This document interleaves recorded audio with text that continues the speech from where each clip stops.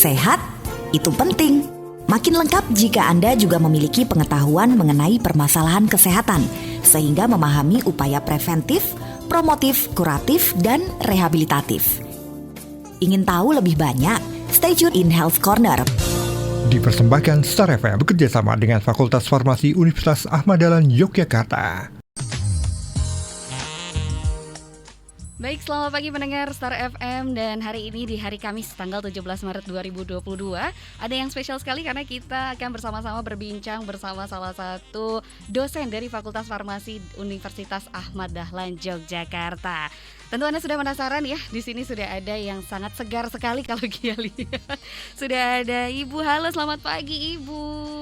Selamat pagi. Sehat Ibu? Alhamdulillah. Alhamdulillah. Aduh, dari suaranya sudah adem sekali. Alhamdulillah. Semoga sehat selalu ya Ibu ya. Insya Allah. Dan juga semoga berkenan karena kita hari ini akan berbincang mengenai produk halal ya Bu ya. Tentang mengenai kehalalan produk. Betul sekali. Nah, ini kayaknya sudah banyak juga Ibu yang cukup penasaran sebenarnya mengenai produk atau kehalalan produk. Tapi sebelumnya kita mau tanya dulu, Ibu seorang dosen dari fakultas apakah dan juga saat ini menjabat sebagai apa? Itu dulu Bu. Ya, Assalamualaikum warahmatullahi wabarakatuh. Ya. Perkenalkan, saya Ani Guntati gitu ya, dari dosen farmasi Universitas Ahmad Dahlan yang sudah mengabdi selama 26 tahun di sana ya.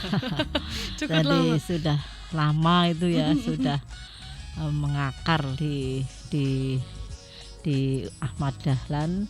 Dari berdirinya Fakultas Farmasi memang kami sudah mendampingi ya, di sana yang dulu masih belum apa-apa ya, babat alas gitu ya.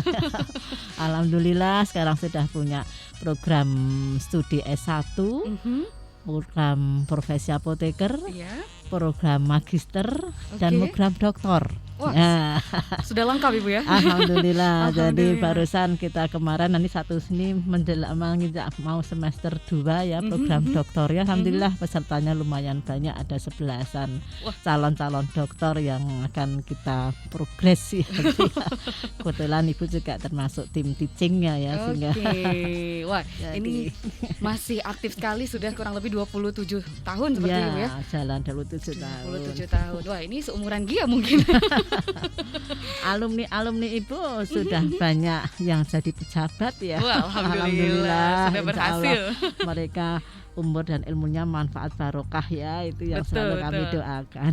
Oke, amin sekali. Dan ini jadi sekali lagi Gia sudah berada bersama Profesor Ani ya. Ya. Gia bisa sebut Profesor Ani saja. Dan ini Profesor Ani juga saat ini memang aktif di Halal Center dari UAD itu sendiri ya, Prof. Bagian dari Halal Center di sana ikutnya. Nah, ini yang bikin penasaran sebenarnya. Kalau Halal Center dari UAD ini sudah ada semenjak tahun berapa, Prof?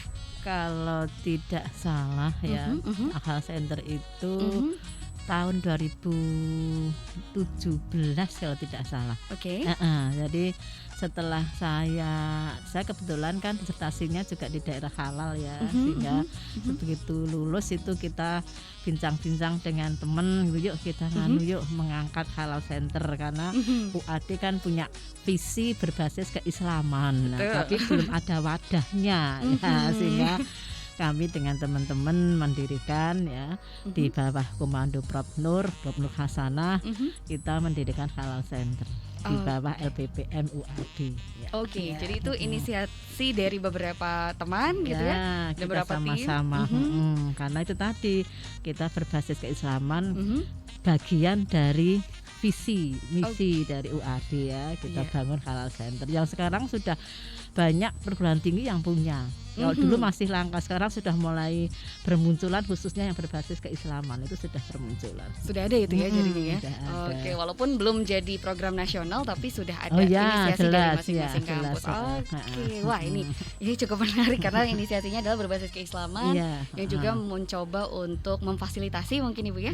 Iya. Nah, kalau boleh tahu ini Bu, mengenai dari Halal Center ini, dari inisiasi yang sudah dikeluarkan, alhasil apa sih yang dilakukan oleh Halal Center dari UAD itu sendiri? Ya kalau programnya ya tentu saja ada beberapa bidang ya. Kita kan organisasinya kan ada di bidang bagian penelitian. Kebetulan Ibu bagian bidang penelitian dan jurnal ya. Kemudian ada juga bidang fatwa. Ada juga yang bidang kemasyarakatan. Jadi ya seperti Tridharma ya. Jadi aktivitas kita ya kebetulan kita juga punya jurnal walaupun masih tertatih-tatih jurnalnya ya. Dan pengabdian semua aktivitas yang pengabdian kita juga ikut ya. UMKM itu kita sekarang malah salah satu yang dipilih Kemenak untuk mendampingi UMKM. Itu UAD. AD sudah masuk dalam tim Kemenak untuk mendampingi UMKM. Ya. Oh berarti tapi untuk mendampingi UMKM-nya apakah dari sisi kehalalannya saja atau hampir keseluruhan itu Bu? Ya khususnya halal, karena halalnya ya, dari halal awal sampai ke halal nanti dia sampai ke arah sertifikatnya. Sampai penerbitan sertifikatnya seperti itu. Kita dampingi. Mantap sekali nih dari kurang lebih 2017 tadi ya. 2017. 5 tahunan lah ya, 5 tahun jalan ya. Dan sudah cukup banyak tentunya yang diterbitkan Bu. Ya alhamdulillah ini Pak Prof Nur ya sebagai ketua Halal Center cukup proaktif, cukup progresif ya, bahkan sudah mulai nasional ini beliau ya, sudah kemana-mana ya. Kita kemarin dengan Ibu juga ikut mencetak buku itu ya tentang halal produk teknologi tahun 40 itu ya. 4.0 itu ya. 4.0 betul. 4.0 jadi teknologinya. Nah, kalau boleh kita akses bukunya itu apakah sudah di kalau yang Ibu punya sudah, yang sudah dipunya oleh Kenek ya. Dari Kenek itu ada bukunya tentang teknologi sains halal. Sudah ada itu 106 halaman kalau nggak salah. Itu komentatornya atau yang memberikan yang dibuka itu di depan itu pengantar ya? Pengantar kan Pak Menteri itu. Menteri Kementerian Agama yang memberikan pengantar ya, bukunya itu ya. Lah yang Prof Nur katanya juga sudah mau terbit ini yang bukunya itu. Semoga sudah bisa langsung diakses banyak orang Ibu ya.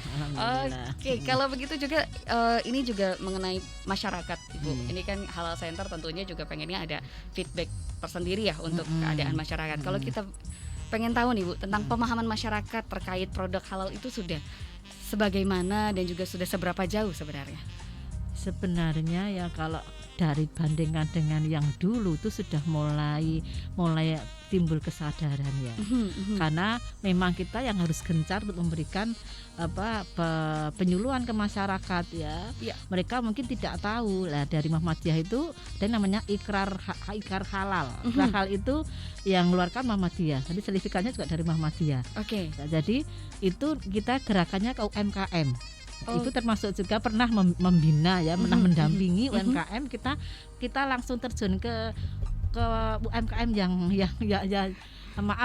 paling kecil itu kita masuk ke situ ya. Kemudian kita lihat prosesnya, bagaimana dia membuat gorengan, membuat ini pakai minyak yang dari mana, kemudian minyaknya ada labelnya enggak, itu kita pantau. Dan mereka nanti setelah benar-benar mereka sudah mereka akan membaca ikrar. Demi Allah di situ ikrar kita saksikan. Kemudian kita keluarkan sertifikat. Berarti jadi bukan dari MUI, tapi harapan kami mengetuk pelaku UMKM itu untuk berperilaku halal. Ya kan, perilaku halal. Itu yang kita lakukan pendampingan ke UMKM. Itu salah satu target, salah satu aktivitas dari Halal Center kita. Kita sudah kemarin malah diminta dari Pertamina. Diminta untuk mendampingi ya. Ada itu langsung ditunjuk gitu. Lumayan juga itu, ada 40-an UMKM ya Indonesia ya. Ada yang dari Papua. Alhamdulillah kita diberi percayaan ya. Betul. Untuk mendampingi UMKM yang ada di Indonesia ya. Kalau pas survei ya, kalau pas visit ya online waktu itu. Betul. Jadi online mana di center, mana dapurnya ada ini langit-langitnya Betul, enggak, betul. kemudian ada sekatnya enggak, itu kita pakai Pantau juga ya. Ah, Oke. ah. Baik, tapi sebelum itu kita tahan dulu karena kita harus break dulu Ibu sebentar. iya. Karena ini masih banyak banget pertanyaan dan juga pastinya ini semoga membuka cakrawala pengetahuan Iya. para pendengar yang kalau penasaran bisa langsung gabung sama Boleh, dia di nomor boleh. 0818621013 atau langsung saja tulis di kolom komentar kami di Instagram @starjogjafm. Iya. Baik, terima kasih pendengar yang masih bergabung bersama Gia di Dinamika Jogja Pagi dan tentunya juga di Hal Talk bersama Profesor Dr. Apoteker Ani Guntarti, yang mana kita masih membicarakan mengenai daging atau lemak hewan yang sering dipalsukan dalam produk halal. Dan tadi saat kita break kita sempat seru sekali ya Bu ya, mencoba menelaah lagi nih Iya, mengenai iya. kehalalan sebuah produk. Bahkan ini Karena juga menarik itu ya. betul sekali Bu. Karena ini juga udah langsung mengundang komentar dari salah satu pendengar kami bahwa di tahun 90-an katanya kan memang belum ramai ya Bu mengenai betul. halal atau haram. Iya. Jadi Ah. memang kehati-hatian Ya, seseorang. sangat penting itu Betul, ya. betul. Karena jelas nasnya di dalam keyakinan agama Islam itu kan jelas nasnya di beberapa surah kan memang ada ya, ada Al-Maidah, ada Al-Baqarah, ada An-Nahl, itu kan Betul. memang jelas antara haram dan haram itu memang sudah jelas nasnya ya. Betul. Jadi kita sebagai seorang orang muslim ya memang harus nawa itu ke situ, Al-Quran sama Al-Hadis pendukungnya. Jadi memang harus kalau tadi ngobrol tuh ada komitmen ya Bu ya. Minimal dari perilaku, niat dan Ya, perilaku seperti itu. dari pelaku usaha. Betul. Nah, mengenai itu Bu, akhirnya kita bertanya nih, untuk disebut halal, produk ini tuh harus bebas dari kandungan apa saja nih Bu? Nah, kalau itu ke arah sertifikat ya nanti dari prosesnya, Oke. dari awal bahannya, dari raw materialnya itu apa. Mhm. Ya, jadi itu kalau misalnya Ibu beri contoh misalnya itu kosmetika gitu ya, kosmetika kan sebagian besar kan ada minyak, Betul. kan pelembab. Mhm. Di kosmetika bibir, di kosmetika kulit, kosmetika yang lain itu kan sebagian besar ada lemak. Nah, lemaknya itu dari mana? Nah, lemak itu sebagian besar lemak hewan yang paling banyak dipakai. Kalau lemak tumbuhan langka, ya lemak hewan lah, hewan itu yang paling dalam hal apa namanya itu beranak itu apa namanya? Oh, Untuk berkembang biak biak itu kan yang lebih cepat kan betul. babi ya Betul, kan. oke. Satu kali beranak kan bisa puluhan. Lah kalau sapi kan hanya satu.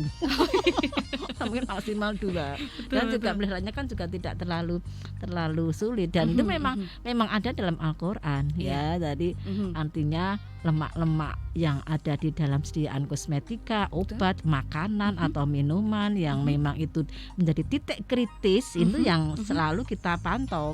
Iya. Nah, kalau dari tumbuhan mungkin titik kritisnya minim ya. Tapi dari hewannya apa? Betul. Ya, hewannya sapi itu belum tentu halal.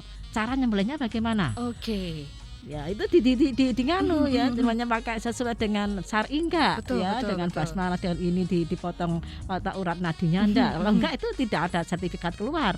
Oke. Ya, iya, jadi sampai segitu. Nanti Iya, setelah dagingnya, makanya waktu kita mendampingi UMKM itu yang pelaku UMKM itu ini dagingnya mana sertifikatnya kita cari. Oke. Kalau dia belum punya sertifikat, mereka akan cari pernyataan bahwa daging itu diproses secara halal. Oke. Jadi sampai segitu ya. Kalau itu sudah oke, Iya. nanti prosesnya bagaimana? Baik. Tempatnya untuk memasak campur nggak dengan dapurnya itu akan dikejar ya. Kemudian apa namanya ruangannya sampai ke itu bahan-bahan penolongnya, misalnya bumbu-bumbunya itu harus ada labelnya. Oke. Ini labelnya mana? Ada labelnya enggak? Ini dituliskan di formnya. Sampai segitu. Nanti kalau sudah semuanya oke, dari bahan awal, cara mendapatkannya, prosesnya sampai produk, sampai ke transportnya, sampai ke arah tempat itu ya. penjualannya Ya. itu baru nanti akan dikeluarkan ikrar halal atau mungkin yang sertifikat yang dari MUI. Oke. Tapi kalau yang ikrar tadi kan agak longgar ya, karena itu pelaku dan kemudian dapat dari Muhammadiyah. Ya, artinya itu mengurangi biaya yang mungkin di MUI mungkin agak mahal ya. Kalau yang di situ ini gratis. Tetapi pelakunya itu yang penting pelakunya. Iya. Berarti salah satu cara atau antisipasi awal mungkin ya Bu ya. Betul. Untuk bisa mengepres atau menekan biaya mungkin salah satunya bisa dengan dari Halal Center WAD ini ya Bu ya. Oke. Dan Anda pendengar kalau masih penasaran dan ingin bertanya mengenai keberlanjutan, kalau Anda juga pelaku usaha UMKM dan ingin tahu nih bagaimana bisa diterbitkan sertifikat halal mungkin ya atau perilaku halal, bisa juga langsung ditanyakan aja di nomor 0818621013. Nah Ibu tadi kan sempat dikatakan juga Bu mengenai bahwa kandungannya salah satunya adalah lemak ya untuk kosmetik atau beberapa makanan gitu kan. Tapi yang sering kita dengar adalah babi ya Bu. Iya, memang dari sekian, kalau Ibu bisa informasikan beberapa daging yang non halal yang sering sebagai pemalsu dari daging halal itu memang babi yang mendominasi ya. Dan ada anjing, ada tikus, ada celeng. Nah celeng itu kebetulan Ibu disstasinya celeng. Ibu ambil celeng dari Kalimantan. Itu tuh sudah banyak informasi daging celeng itu dipalsukan ke sapi karena memang teksturnya mirip dengan sapi. Cuma baunya memang agak anyir ya, tetapi teksturnya mirip sapi, tidak mirip babi. Nek babi kan beda ya, teksturnya bisa dilihat ya bedanya. Tapi kalau itu miripnya dengan mirip dengan sapi. Itu malah ada informasi di daging celeng dari Sumatera, dari Kalimantan itu memang sengaja dibawa ke Jawa gitu ya, kemudian dioplos dengan daging sapi. Dicampur itu, kalau secara daging dicampur kan mungkin kita masih bisa milah-milah ya. Betul. Ini banyak. Tapi kalau sudah jadi produk tempura, kemudian ada sosis, ada bakso, ada mungkin apapun itu nugget misalnya, kita kan nggak tahu. Nah, kita harus punya ilmunya. Nah, ini ilmunya untuk bagaimana caranya mendeteksi di dalam bakso, di dalam sosis. Oh, ternyata itu yang kita makan sehari-hari ternyata tuh daging babi misalnya. Kita kan nggak tahu kalau nggak masuk lab. Betul. Iya. Kalau memang secara fisik memang bisa sih dibedakan antara daging babi dan daging sapi ya. Kalau ini beda fisiknya itu, misalnya kalau daging sapi itu baunya lebih harum. Ya, kalau daging babi itu baunya agak enggak enak ya, apek. Karena memang kalau dilihat dari tekstur fisiologinya itu itu memang dia kantong seningnya itu sering bocor di dalam daging babi itu ya. Kemudian kalau kuah sapi itu bening, kalau kuah babi itu agak lintrek-lintrek karena lemaknya. Ya, kemudian juga lemak sapi itu putih, kalau lemak babi agak krim. Agak coklat krim gitu ya Bu ya. Kemudian tahu tetelan ya Mbak ya? Nah, tetelan untuk asam-asam itu ya. Betul. Yang enak itu. Itu kalau sapi mudah dilepas. Kalau babi itu agak sulit dilepas secara teknisnya Betul. Kemudian jika dimasak harum tadi ya sapi ya, kalau yang babi karena bocor kantong seningnya itu sehingga baunya apek. Itu salah satu saja. Betul. Tapi itu kan kalau dalam bentuk sudah diramu dengan bumbu, jadikan satu digoreng, itu kan bakso sapi, bakso celeng, bakso anjing, bakso tidak akan kelihatan. Betul. Akan perlu ilmu lah. Maka sekarang sudah mulai booming ilmu-ilmu untuk mendeteksi ya. Yang jadi PR sekarang itu Mbak, bagaimana deteksi secara cepat, ini baru kita pikirkan. Ya, jadi begitu nanti ada steak ya, mungkin steak dicelupkan di makanan. Oh, ini babi nih karena warnanya berubah misalnya. Lah ini yang memang jadi PR para peneliti ya, baru kita galakkan. Ini di connect di brain itu juga ada program itu percepatan rapid test, jadi rapid test COVID, rapid test makanan kehalalan program. Baik, berarti ini sesuai dengan pertanyaan dari salah satu pendengar juga Bu di Instagram, ada Dido Mustika. Jadi memang sebenarnya secara tidak langsung ada yang terlihat kasat mata ya Bu ya, ciri-ciri, tapi tetap harus melalui uji klinis lagi kalau lebih lanjutnya. kalau untuk memastikan memang ke uji lab ya. Iya. Uji lab. Baik, kalau gitu kita masih harus break lagi Bu, sambil kita nunggu lagi pertanyaan dari yang lain ya Bu ya. Dan Anda pendengar masih kami undang untuk bisa bergabung di Health Corner ini sampai dengan jam 10. Dan kalau Anda ada pertanyaan bisa langsung hubungi di nomor 0818621013.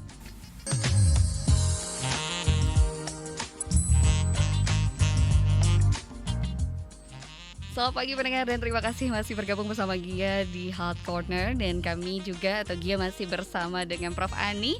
Dan masih semangat nih kayaknya ya Prof ya. Walaupun saat ini tidak akan minum karena berpuasa, semoga lancar sampai buka puasa nanti. Jadi Ibu masih bisa membagikan informasi menarik nih. Ibu, ini semakin ramai Bu.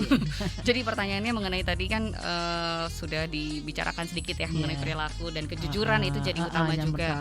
Betul. Dan selain itu juga kan ada pertanyaan mengenai tadi sudah disinggung sebenarnya sedikit oleh Ibu mengenai produk olahan kan sudah jadi apa bisa dijamin aman dari bahan non halal katanya gitu.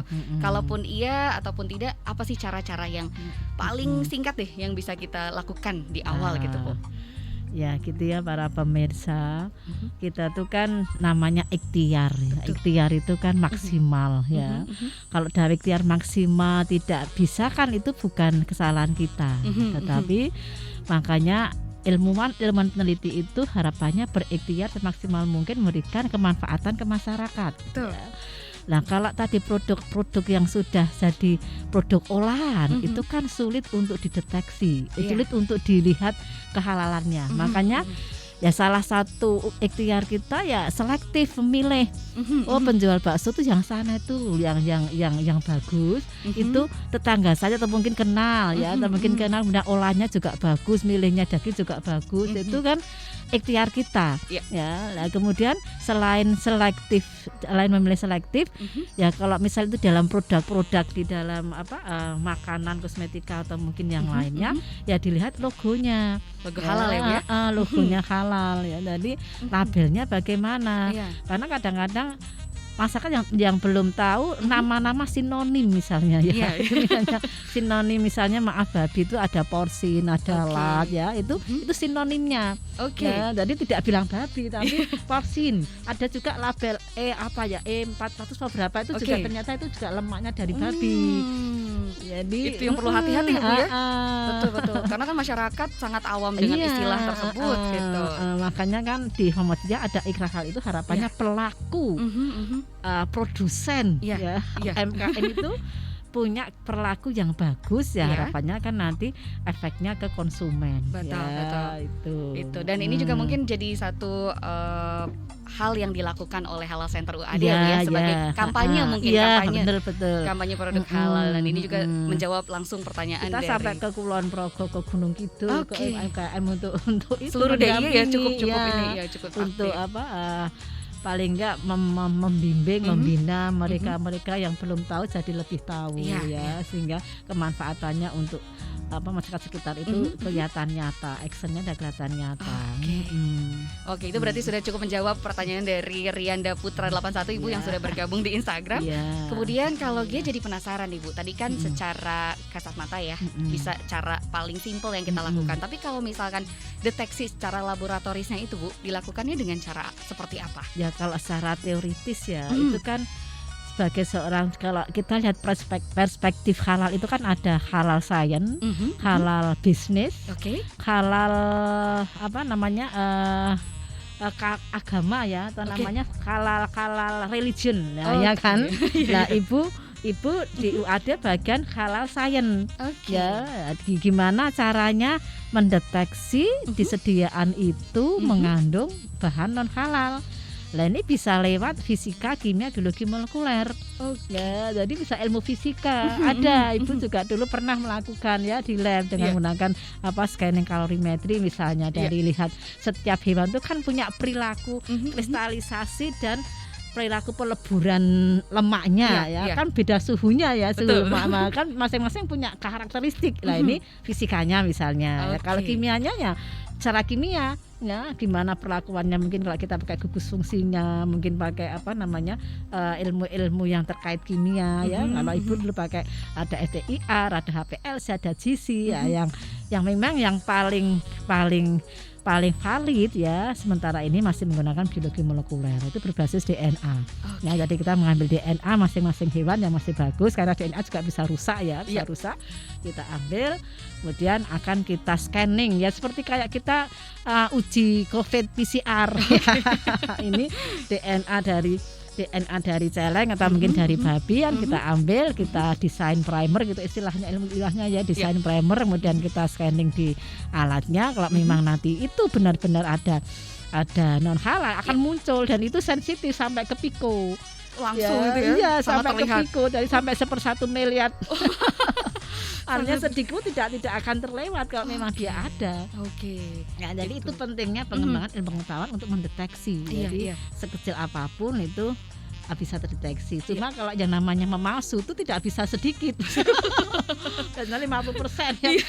Sekalian malah ya Bu ya. Iya, Itu karena ya. tadi faktor keuntungan yang biasanya jadi salah satu mereka ya, para UMKM yang mungkin kurang tahu gitu ya, kurang paham gitu ya. Dan ini juga mungkin ya jadi salah satu alasan terbesar ya Bu ya, kenapa memang ada yang memasukkan ini produk halal atau non halal. Ternyata kan salah satu alasannya adalah ekonomis gitu. Betul. Tapi Bu, di samping karena adanya UAD Halal Center ini sebagai kampanye untuk produk halal atau kehalalan produk, tapi ada nggak sih Bu untuk tadi selain pendampingan misalkan menyediakan nggak, kalau misalkan salah satu UMKM pengen secara inisiatif menguji secara lab gitu Bu dari produknya? Kalau uji lab saya kira mandiri bisa, cuma kan nanti kan perlu legalitas. Oke. Ya kan? Legalitasnya yang sementara kita bangun kan ikrar halal, karena ada sertifikatnya ikrar halal itu. Nah, kalau mandiri kan yang tahu hanya diri sendiri, mungkin sama tetangganya ya. Kalau yang ada dokumen legalitasnya kan saya kira dipertanggungjawabkan. Betul. Kalau mau uji ya boleh, kita terbuka, ada lab untuk pengujian. Memang alatnya kita udah punya PCR, bener ya, PCR udah ada ya, jadi bisa untuk ngecek ya, ngecek adanya lemak-lemak non halal gitu. Itu bisa langsung datang ke halal centernya UAD saja Bu, atau harus ada janji dulu, atau harus biasanya lewat fakultas dulu ya, kemudian ada breakdown gitu ya. Jadi harus terdata dari awal ya. Ada dokumentasi, karena namanya akademis itu kan dokumennya kan penting ya. Betul Bu. Kalau akreditasi apalagi farmasi kita itu sudah internasional ya, udah macam-macam akreditasinya, sehingga perlu dokumen-dokumen untuk kenyamanan kita juga, dan juga untuk kenyamanan kalau pelaku itu sudah pernah mengecekkan, itu kan perlu dokumen. Mungkin jadi salah satunya kalau misalnya Anda pemilik UMKM, pendengar, dan ingin sekali ya, karena pengen berdasar pada ideologis kejujuran gitu, bisa langsung mungkin nanti bertanya lebih lanjut mengenai tata cara ini ya Bu ya, gitu. Cara masuk lab gitu ya. Betul, cara masuk labnya untuk diuji dan dapat sertifikat ikrar seperti itu. Dan ini juga Bu, tadi menarik karena ada yang respon juga, Ibu Trihas tadi berbicara bahwa ternyata kan produk-produk yang terkadang dianggap halal dan non halal itu tidak hanya makanan ya Bu, bahkan misalkan obat-obatan seperti dulu ramai imunisasi seperti itu, obat, kosmetika, itu kan apa-apa yang digunakan oleh kita, yang itu nanti berbasis lemak biasanya, yaitu jadi titik kritis. Betul. Obat itu kan punya formulasi ya. Ini kalau saya bicara tentang obat kan ada formulasi obat, ya kan, ada bahan utama zat aktif, misalnya paracetamol. Itu kan dibuat obat kan harus ada NCPN-nya, pendukungnya. Mungkin ada misalnya ada laktosanya untuk bahan pengisi, kemudian ada pelicinnya, ada untuk pewarna. Salah satu yang khususnya untuk lemak itu kadang-kadang misalnya lemak itu dari mana, itu kan juga salah satu kritis. Atau cangkang yang ramai kan cangkang kapsul, cangkang kapsul Ibu itu kan dari gelatin. Gelatin tuh yang ada yang punya gelatin dari hewan. Ya, sekarang di UAD dapat hibah itu gelatin dikembangkan gelatin dari tumbuhan, dari apa itu rumput laut. Rumput laut. Hmm. Tapi sudah ada ininya Bu, hasil ininya Bu dari ujinya itu Bu. Kelihatannya kalau yang teman saya yang khususnya desa sini sudah lulus itu tentang gelatin cangkang gelatin di dalam, gelatin kan tidak hanya di cangkang kapsul ya, bisa di permen, bisa di apapun ya, karena itu pelembut. Itu ya beberapa ada yang positif ujinya ya, padahal nggak ada labelnya, sehingga permen-permen yang yam itu kadang-kadang kita menjauhi karena kita takut. Betul. Itu cukup itu, ini. Ya ada gelatin yang ditambahkan, kalau memang tidak ada label yang benar-benar menjanjikan ya mendingan kita nggak beli. Masih banyak yang lain. Karena secara filosofi itu kan ya semuanya kan halal, Mbak. Betul. Hanya yang haram. Ya benar nggak? Ya kan semuanya itu di dalam Al-Quran juga begitu. Di dalam agama kita ya agama yang kami yakini itu semuanya tuh makanan tuh halal. Tetapi hanya haram yang ini. Mboknya yang ambil yang halal kan masih banyak. Itu kan begitu filosofinya. Masih banyak pilihan sebenarnya ya. Dan ini Bu, sebenarnya kalau Ibu misalkan dari data yang banyak ini dari pendampingan gitu, yang paling sering dipalsukan standar halal produknya itu apa aja Bu? Produk apa deh yang paling sering gitu Bu? Ya kalau yang kemarin sempat bincang-bincang itu biasanya kue-kue yang ada apa itu mayones itu itu kan itu kan lemaknya mungkin ada lemaknya ya. Sehingga kami yang tahu benar itu sok menjauhi itu ya. Kalau kita misalnya beli snack itu untuk rapat, kita mesti milih yang ada logonya halal. Kita nggak mau yang tanpa logo, karena paling tidak itu secara apa ya, kalau kita itu mengapa kok harus halal, itu kan ada 5 komponen yang melindungi. Jadi melindungi agama, jelas itu keyakinan kita, melindungi jiwa, kita tenang ya, kita tenang makan ya harus tenang. Melindungi akal, jelas ya, akalnya kan sesuai dengan apa yang kita makan ya. Kemudian melindungi kehormatan dan harta benda. 5 komponen itu yang sebenarnya menjadi filosofi semangat kita untuk sesuai dengan syar'i kita. Jelas sudah melindungi agama, melindungi jiwa, melindungi kehormatan, harta benda. Itu kan jadi life kita kan, life kita. Lifestyle jadi lifestyle kita. Jadi makanya orang-orang negara yang non muslim pun justru ini dikejar halal itu, karena secara kualitasnya lebih bagus. Pilihan dagingnya, pilihan prosesnya, pilihan tempatnya untuk membuat itu kan dipantau. Dia punya sertifikat halal, sehingga kualitasnya itu lebih bagus, walaupun mungkin secara nominal lebih mahal. Tetapi kalau kita suruh milih satu permen harganya 1.000 dengan satu harganya 5.000, saya milih 5.000 karena ada halalnya. Betul. Kalau nggak punya uang ya nggak usah beli. kan begitu kan? Nah, kan ada 5 ini komponen tadi, melindungi agama, jiwa, kemudian ada harta benda, melindungi kehormatan sama akal. Betul. Jiwa itu juga bahkan kesehatan ya Bu ya, salah satunya jelas itu. Jelas.